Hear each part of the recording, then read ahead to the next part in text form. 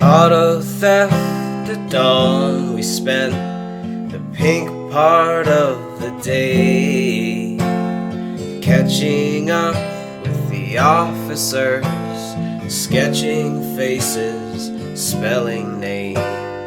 Who knows who it was this time who couldn't let it be? Speeding off, sick in love, all alone in your seat. As you drove a green machine, you drove the crazies crazy. Buongiorno, questo è lo stand di Librerie.coop, curato da Librerie.coop per l'occasione, per l'evento di arte e libro a Bologna.